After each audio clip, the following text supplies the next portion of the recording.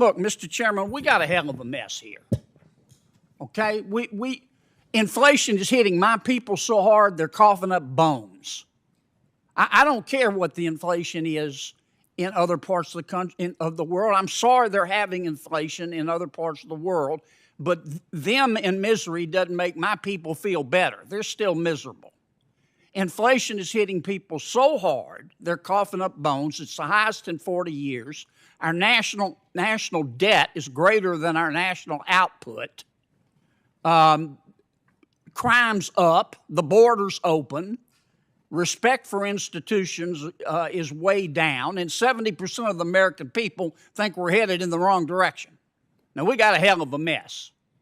And right now, you're the most powerful man in the United States, maybe in the world. We've got to get, President Biden, I don't blame him. I understand politics. He keeps saying, well, your 401k has crashed and gas has gone from $2 to $5 a gallon because the economy's so good. And the American people know that's not true. Now, other than... Tonight on Capitol Affairs, fireworks on Capitol Hill, Federal Reserve Chair.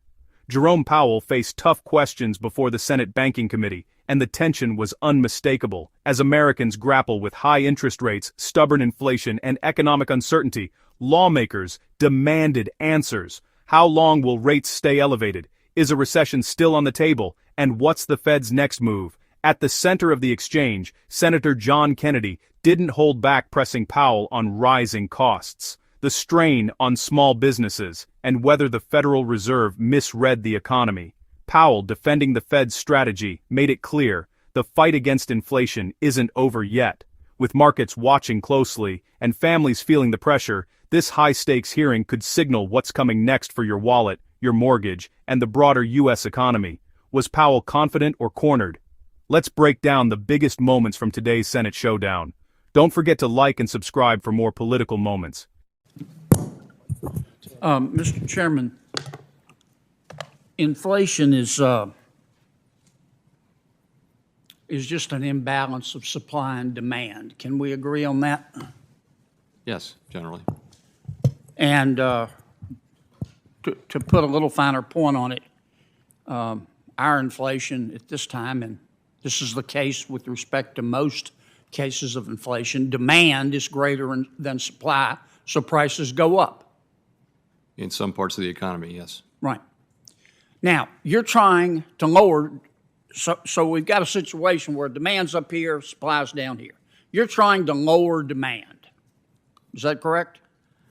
Yes, while also giving the supply side time to recover. There's some ground to be covered on that side. Yes, but you've talked about your role, scope, and mission, and your job is monetary. You're trying to lower demand. Well, I'm trying to I would say lower demand growth. We don't know that the demand has to actually go down, which would be a recession. Well, 70% of our economy is driven by consumer demand. And you're trying to lower demand and slow the economy down. Am I correct? I guess I just say we're slowing down growth. Right. That's what the economy is. The growth. Yeah, okay? Exactly. All right. There's another way. The two aren't exclusive. You alluded to that. You can also lower demand, but you can increase supply. Can you not? Yes.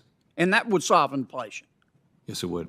Now, Congress's job is not to deal with demand per se. A lot of the bills we pass impact demand, but that's the Fed's job. Right. Okay?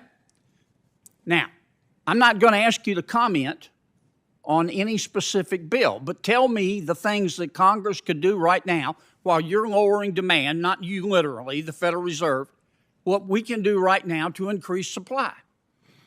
I think the things you can do are important over the medium and longer term, but probably not so much in the short term. But it's things that like investing in people so that they can remain in the labor market longer, things like that, and infrastructure, things that will increase the productive capacity. Well, how about in the long run, as Keynes said, we're all dead. I'm interested right now in the short run. What about if we reduce the regulatory burden, let's say on refineries, Wouldn't that incent refineries to start refining more and help on the supply side? I would say anything that could increase capacity on that front could have a... Yeah, but would that help? I'm not trying to get you to endorse legislation. Look, Mr. Chairman, we got a hell of a mess here. Okay? Inflation is hitting my people so hard they're coughing up bones.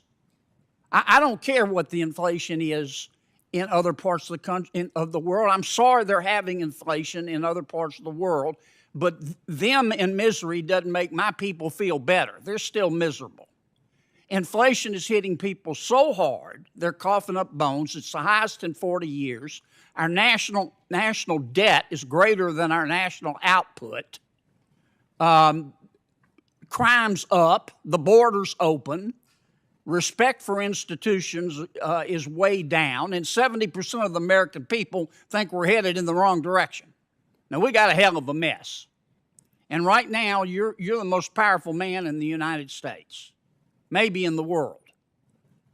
We've got to get, President Biden, I don't blame him. I understand politics. He keeps saying, well, your 401k has crashed and gas has gone from $2 to $5 a gallon because the economy's so good. And the American people know that's not true.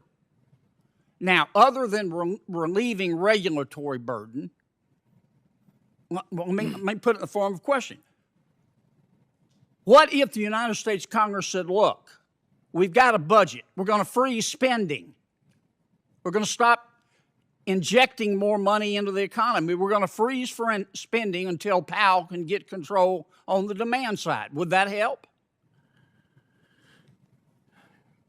I feel like giving you advice on what to do when I'm asking we're not for it. I welcome it. We're not getting our own job done. I feel like maybe a better thing to do would be for us to get our house in order and do the job you've assigned us. Well, let me put it another way. Let's suppose, forget about Congress. Let's suppose that every governor in every state and every legislature in every state got together tomorrow and said, I know it's not likely to happen, and said, we are going to freeze our budgets. We're not going to spend a penny more than's already budgeted. Would that help? Would it help? Sir? Would it help with? Would it help reduce inflation? It would depend on it. Might, but it would take. Again, I'm giving you. I'm scoring fiscal policy. Well, I understand really you're being careful, but Mr. Chairman, the United States Congress, in addition to its regular budget, has spent $7 trillion. I'm not saying all of it was unnecessary. On top of that, the Fed's increased its balance sheet from $1.5 trillion to $9 trillion. $9 trillion. I know you're cutting it back, but we've injected all of this money into the economy, and then people go, well, we have inflation. Duh. Give me some help here. Tell me what we can do. I'm really focused on what we can do, which is shrink our balance sheet and raise interest rates and get supply and demand back into alignment and get inflation back down to 2%. Thank you, Senator Kennedy. Senator Tester. Don't forget to like and subscribe for more political moments.